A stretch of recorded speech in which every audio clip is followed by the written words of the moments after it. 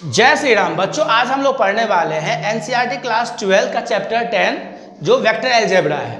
तो सबसे पहले हम लोग समझते हैं कि ये वेक्टर और स्केलर्स होते क्या है। तो क्वांटिटीज, ये क्या है बेटा? क्वांटिटी है। Quantity is basically two types, one is a scalar, another is a vector. अब स्केलर क्या होता है? A quantity in which there is only magnitude then is called scalar. Scalar quantity वो होता है जिसमें केवल मैग्नीट्यूड होता है। केवल क्या होता है? मैग्नीट्यूड होता है, तो उसको हम लोग स्केलर कहते हैं। और वेक्टर क्वांटिटीज वो होते हैं जहां पे मैग्नीट्यूड्स के साथ साथ डायरेक्शन भी होता है। वेक्टर क्वांटिटी में क्या होता है? मैग्नीट्यूड के साथ साथ डायरेक्शंस भी होता है। ठीक है, जैसे मान लीजिए हमने यहाँ पे एक लाइन ड्रॉ किया और यहाँ पे हमने इसके दो कट पॉइंट बनाए। अब ये बन गया हमारा लाइन सेगमेंट। भाई ये एक लाइन है जहाँ पे हमने ये लाइन सेगमेंट लिया है। तो इस ए को हम लोग बोलते हैं इनिशियल पॉइंट। इस ए को क्या बोलेंगे? इनिशियल पॉइंट या स्टार्टिंग पॉइंट। ठीक है, और ये जो बी है हमारा, इसको हम बोलते हैं टर्मिनल पॉइंट। टर्मिनल पॉइंट या इसको हम लोग एंड पॉइंट भी कहते हैं। अगर अभी ए टू बी, तो यहाँ ए और बी का जो लेंथ होगा उसी को हम क्या बोलेंगे? ए बी का मैग्नीट्यूड बोलेंगे। तो अभी ये स्केलर है। लेकिन अगर हम यहाँ पे इसको डायरेक्शन दे दें, जैसे अब हमने डायरेक्शन दे दिया कि ए बी जो है वो ए टू बी है, इसको हम लोग क्या पढ़ते हैं? ए टू बी, यानी डायरेक्शन जो होगा वो ए से बी की ओर होगा। तो ये जो ए बी वेक्टर बन गया, अब ये बन गया हमारा वेक्टर, ये बन गया हमारा वेक्टर। और ये जो ए बी है जिसमें केवल मैग्नीट्यूड दिया हुआ है, ये हमारा हो गया स्केलर। तो वेक्टर स्केलर समझ में आया होगा। अब हम लोग देख वेक्टर क्या होता है।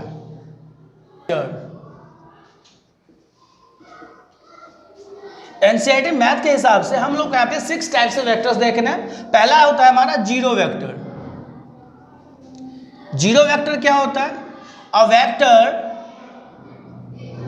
vector whose initial point and terminal point are coincide is called zero vector. Definition का मतलब है कि मान लीजिए एक पॉइंट है और इसको हमने बोल दिया कि इनिशियल पॉइंट है, और किसी वेक्टर का टर्मिनल पॉइंट भी अगर यही है, ऐसा वेक्टर जिसका इनिशियल पॉइंट और टर्मिनल पॉइंट एक ही हो, तो हम बोलेंगे कौन साइड है। इसका मतलब क्या हो गया? ये हमारा जीरो वेक्टर होगा। तो यहाँ पे क्या है? जीरो वेक्टर समझ में आया कि ऐसा वेक्टर जिसका इनिशियल पॉइंट और टर्मिनल पॉइंट क्या होना चाहिए? कोइंसाइड होना चाहिए। तो उनको हम लोग बोल देते हैं जीरो वेक्टर। ठीक है, सेकेंड टाइप है कोइंसियल। जो हमारा अगला टाइप है वो है बेटा कोइंसियल। कोइंसियल वेक्टर। अब ये कोइंसियल वेक्टर क्या होता है, ध्यान समझेंगे। ऐसा वेक्टर जिसका इनिशियल, मान लीजिए दो वेक्टर हैं, जैसे ये वेक्टर ए है और ये वेक्टर हमारा बी है, इन दोनों का जो इनिशियल पॉइंट है वो सेम है और टर्मिनल पॉइंट्स इनके अलग अलग हैं। तो ऐसे वेक्टर्स, दो या दो से ज़्यादा, यहाँ एक और वेक्टर आ सकता है, मोर देन 2, 3, 4 कुछ भी हो सकता है, वो सारे वेक्टर जिनका इनिशियल पॉइंट कॉमन होगा, सेम होगा, वो सारे वेक्टर्स क्या कहलाएंगे? तो कोइंसियल वेक्टर कहलाएंगे। तो हम लोग क्या लिखेंगे? 2 और मोर देन 2 वेक्टर्स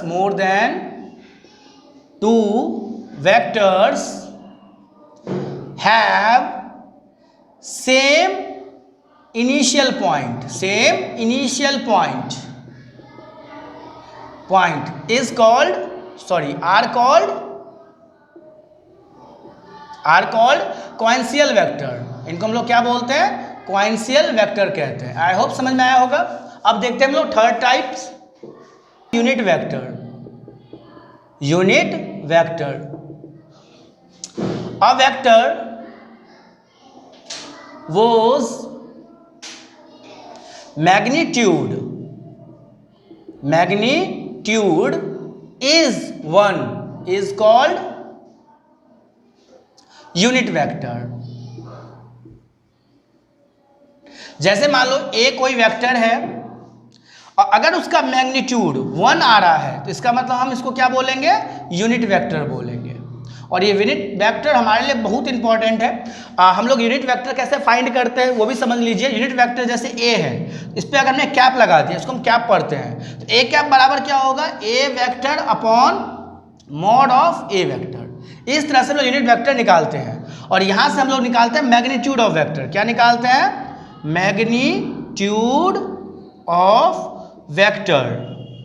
जैसे सपोज कीजिए वेक्टर ए है एक्स आई कैप प्लस वाई जे कैप प्लस जेड के कैप, और अगर हम यहाँ ए का मैग्नीट्यूड निकालना चाहेंगे तो इसके लिए क्या करना होगा हमको, under root x square plus y square plus z square. तो इस तरह से हम लोग मैग्नीट्यूड ऑफ ए निकाल सकते हैं। और यूनिट वेक्टर ए क्या होता है, vector upon magnitude of that vector. इससे हम लोग को यूनिट वेक्टर मिल जाता है। ठीक है, अब हम देखते हैं अगले टाइप को, क्या कर रहा है वो। अगला हम देखते हैं collinear vector. Collinear vector, two और more than two vectors are parallel are called collinear. जैसे मान लीजिए ये एक वेक्टर ए है, एक दूसरा वेक्टर ये बी है, तीसरा वेक्टर ये हमारा सी है, चौथा वेक्टर ये हमारा डी है। हम देख रहे हैं ए और बी ऑलमोस्ट दिखने में इक्वल लग रहा है हमको, क्योंकि सेम मैग्नीट्यूड है, सेम डायरेक्शन है। ए और सी देख रहे हैं डिफरेंट मैग्नीट्यूड है बट सेम डायरेक्शन है। तीसरा डी और ए को कंपेयर करें तो डायरेक्शन भी अलग है, मैग्नीट्यूड भी अलग है, लेकिन सारे एक दूसरे से क्या है, पैरेलल्स हैं। तो ये सारे यहाँ पे क्या है, हम कह सकते हैं a parallel to b and also parallel to c and also parallel to d, ऐसा कह सकते हैं हम लोग।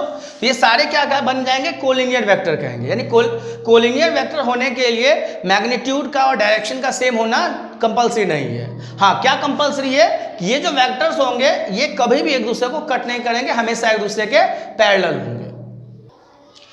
अब जो हमारा अगला है बेटा वो है इक्वल वेक्टर।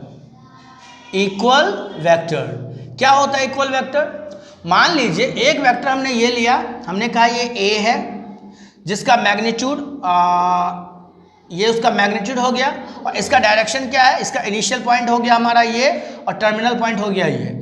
दूसरा वेक्टर भी हमने यही लिया जो उसका मैग्नीट्यूड भी वही सेम है और डायरेक्शन भी अगर सेम है, तो हम कह सकते हैं ये मान लीजिए वी वेक्टर है।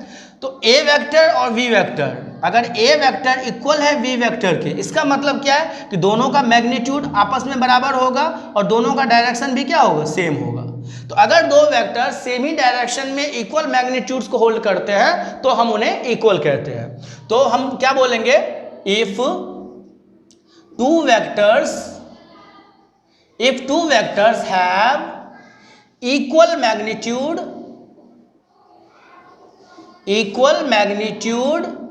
And same direction are called equal vector.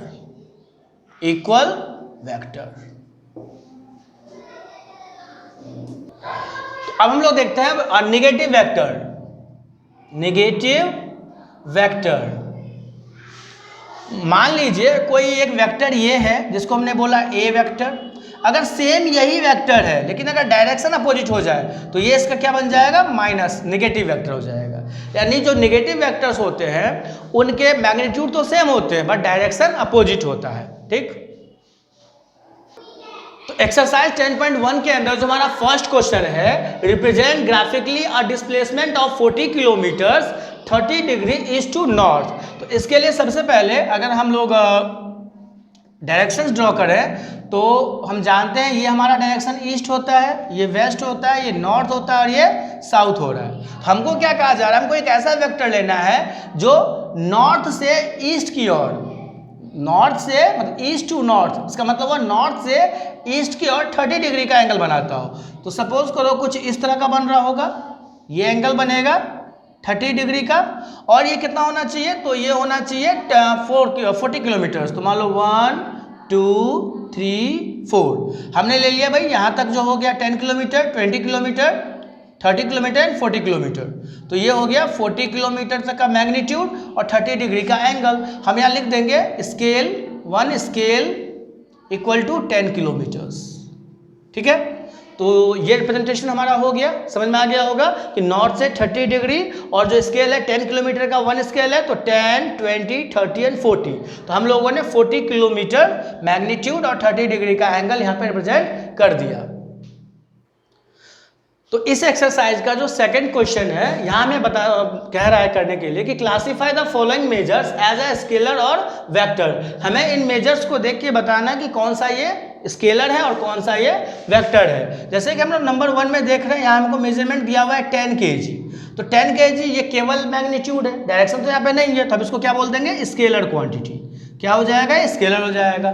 2 number देखते हैं, 2 नंबर में हमको कहा जा रहा है 2 मीटर नॉर्थ ईस्ट, 2 मीटर, और डायरेक्शन भी पता है यहाँ पे कि नॉर्थ ईस्ट की तरफ। तो ये 2 मीटर नॉर्थ ईस्ट यानी डिस्प्लेसमेंट है, इसका मतलब क्या होगा, ये वेक्टर हो गया। हम जानते हैं डिस्प्लेसमेंट हमारा वेक्टर क्वांटिटी होता है। ठीक, 3rd नंबर में क्या बोला हुआ है, 40 डिग्री। हमको यहाँ पे सिर्फ एंगल का वैल्यू पता है, उसका मैग्नीट्यूड पता है, तो हम इसको क्या बोलेंगे, स्केलर बोल देंगे। हम वेक्टर उन्हीं को कह सकते हैं जहाँ मैग्नीट्यूड और डायरेक्शन दोनों हो। जैसे कि 4 नंबर यहाँ हमको दिया हुआ है 40 वाट, 40 वाट, यहाँ भी हमें सिर्फ मैग्नीट्यूड पता है, तो ये भी हमारा क्या हो जाएगा, स्केलर हो जाएगा। 5th नंबर में हमको दिया है 10⁻⁻19 कूलम, ये भी केवल मैग्नीट्यूड है, तो ये भी स्केलर हो जाएगा। और 6th नंबर हमको दिया हुआ है 20 मीटर पर सेकेंड स्क्वायर, तो ये मीटर पर सेकेंड स्क्वायर यानी ये एक्सेलरेशन है, और एक्सेलरेशन क्या होता है, वेक्टर क्वांटिटी होता है, ये वेक्टर हो जाएगा।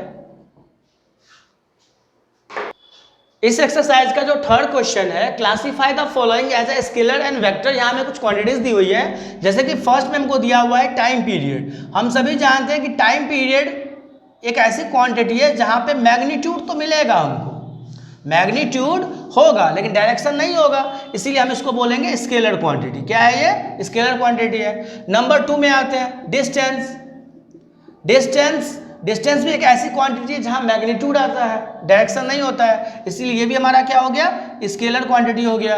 3rd में आते हैं हम लोग फोर्स की बात करते हैं। तो फोर्स क्या है, फोर्स एक ऐसा क्वांटिटी है जहां मैग्नीट्यूड भी होता है और साथ साथ डायरेक्शन भी होता है, इसीलिए फोर्स को हम लोग क्या बोलते हैं, वेक्टर क्वांटिटी। फोर्स को क्या बोलेंगे, वेक्टर। नंबर 4 पे आ रहा है हमारा वेलोसिटी। तो वेलोसिटी आपने पढ़ा हुआ है, velocity is what, the rate of change of displacement. तो डिस्प्लेसमेंट वेक्टर है तो वेलोसिटी भी वेक्टर होगा। ठीक है, और नंबर 5 पे आ रहा है वर्क डन। वर्क डन भी हमारा स्केलर क्वांटिटी होता है।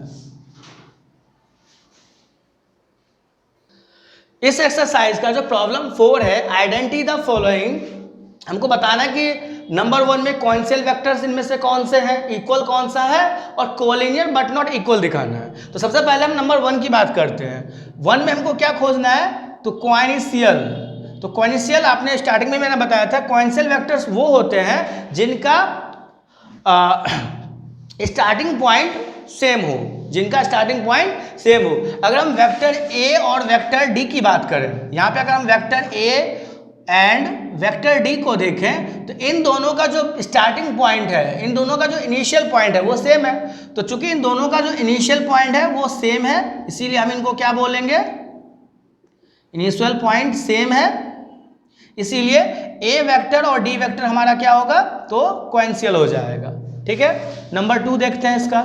हमको इक्वल वेक्टर बताना है, इस गिवन इमेज में इक्वल वेक्टर कौन सा है। तो इक्वल वेक्टर हम उसको कहते हैं जिनका डायरेक्शन और मैग्नीट्यूड दोनों सेम हो। क्लियरली दिखाई पड़ रहा है कि ए का ये आपका टेल हो गया, ये हेड हो गया, और बी वेक्टर का ये हमारा टेल हो गया, ये हेड हो गया। तो इनका डायरेक्शन भी सेम है और मैग्नीट्यूड भी सेम है, तो हम लोग बोलेंगे इक्वल वेक्टर हमको मिलेगा D vector equal to vector B vector. ये हमारे इक्वल वेक्टर हो गए। क्यों कि यहाँ पे क्या है, इक्वल मैग्नीट्यूड है, इक्वल मैग्नीट्यूड है और सेम डायरेक्शन है, ठीक है। अब आते हैं थर्ड पे, कोलिनियर हो बट नॉट इक्वल हो। तो अगर हम यहाँ पे ए और सी को देखें तो ए और सी का मैग्नीट्यूड तो सेम है और वो एक दूसरे के पैरेलल भी है, लेकिन डायरेक्शन अपोजिट है, इसलिए हम इसको इक्वल नहीं कह सकते। तो हमको थर्ड में क्या दिखाना था, ऐसा वेक्टर लेना है जो कोलिनियर हो। कोलिनियर होने के लिए क्या चाहिए, पैरेलल चाहिए। ऐसे तो डी और बी भी पैरेलल, लेकिन दोनों का डायरेक्शन भी सेम है, वो इक्वल है। हमको ऐसा चाहिए जो पैरेलल हो, कोलिनियर हो बट इक्वल ना हो। तो हम लोग ए और सी को बोल देंगे, क्योंकि दोनों ही एक दूसरे के अपोजिट डायरेक्शन में है। तो थर्ड का आंसर हमारा क्या हो जाएगा, vector A and vector C. तो बच्चों इस एक्सरसाइज का जो क्वेश्चन नंबर 5 है, यहां में ट्रू और फॉल्स बताना है। फर्स्ट में क्या कह रहा है कि a vector and minus a negative of a are collinear. तो ये तो एकदम ट्रू है। मान लीजिए ये वेक्टर हमारा ए है, सपोज कीजिए ये वेक्टर हमारा ए है, तो पॉसिबिलिटी है कि जो इसका माइनस ए होगा वो ऐसे भी हो सकता है, यही ना, माइनस ए हो जाएगा तो पैरेलल होगा ना, या उसके ऊपर कौन साइड होगा ना, तो ये ट्रू हो जाएगा हमारा। तो ये वाला हमारा क्या हो गया, ट्रू हो गया।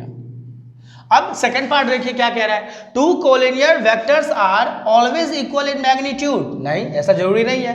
हम कहते हैं कि मान लीजिए एक वेक्टर ए है और दूसरा वेक्टर ये है बी। क्लियरली दिख रहा है कि ए और बी के जो मैग्नीट्यूड्स हैं वो डिफर है, अलग अलग है। ए का मैग्नीट्यूड कम है, बी का थोड़ा ज़्यादा है, लेकिन दोनों फिर भी पैरेलल है। तो इसको हम लोग फॉल्स कहेंगे। इसको हम क्या बोलेंगे, फॉल्स, क्योंकि ये क्या कह रहा है कि दो collinear vectors are always equal in magnitude. ऐसा कंपलसरी नहीं है। दो नॉन इक्वल मैग्नीट्यूड्स के जो वेक्टर होंगे वो भी कोलिनियर हो सकते हैं, जैसे कि आपको दिखाई दे रहा है। थर्ड कह रहा है two vector having same magnitude are collinear, मतलब दो वेक्टर्स हैं और इनके मैग्नीट्यूड सेम है।